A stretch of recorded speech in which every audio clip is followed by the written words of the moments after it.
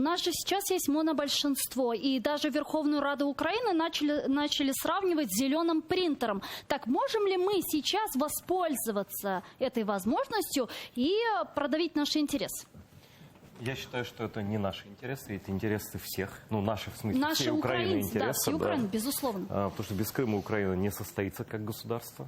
Это будет государство-ампутант, государство-инвалид, и никогда настоящей независимости иметь не будет.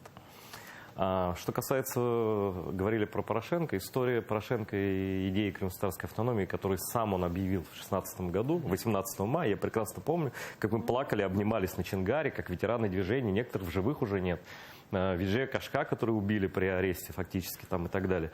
Как мы все плакали, обнимались и ждали. А дальше это история про то, как слова политиков категорически расходятся с их делами.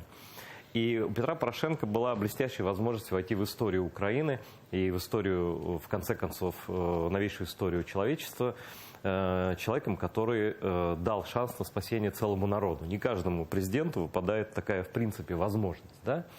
А признание прав крымских татар как коренного народа Украины, который образовался исключительно на ее территории, не имеет никаких других родин, кроме Украины и конкретно Крыма, внесение изменений в Конституцию соответствующих, это было действительно, ну все, как бы это для нас, я как крымский татарин, наверное, и украинцы тоже многие это понимают, это как вот все, глоток свежий воздух, все, мы живем, мы дальше будем жить, мы будем дышать, будем бороться, но мы понимаем, что нас ждет в будущем, и к мечте всегда стоит идти и бороться за мечту. Это намного сильнее, чем идти в неизвестность. Да? Я как человек, который с детства, я знаю, вот Севгиль подтвердит, да все, Гульсум подтвердит, Рифат Ага, что такое жизнь крымского татарина в Крыму была всегда. Даже вот в годы независимости. Это была история, в которой каждый вот этот шовинист, ксенофоб мог подойти к девочке и сказать: ты черно-узко, ты здесь никто, ты орда, вас нужно вернуть в Узбекистан. Оскорбляли детей, не садились за одну парту, дергали за волосы, унижали и так далее. И моя мечта, чтобы никогда в будущем ни один человек, когда Крым вернется в Украину, не смог подойти никакой крымско-татарской девочке или мальчику и не смог ему сказать такое. Я такое слышал.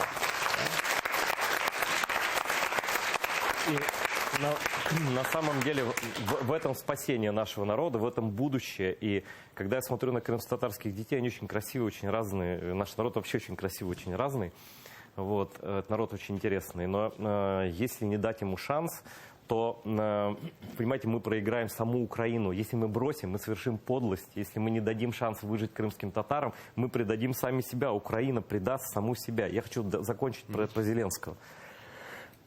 Вот Зеленский Владимир Александрович позиционирует себя как человек дела. Он все время говорит: подготовить, доложить. Ну, такой стиль у него работы. Ну, как говорят мне его люди, с которыми я тоже общаюсь. И там есть люди очень патриотичные, люди, которые говорят про крымско-татарскую автономию как про необходимый шаг, обязательный шаг в деле освобождения Крыма. Такой Никита Потураев, один из таких людей, он влиятельный депутат и политический советник. Еще есть люди, которые понимают ситуацию. И сейчас, когда... Я буквально минуту, если можно, я больше не буду.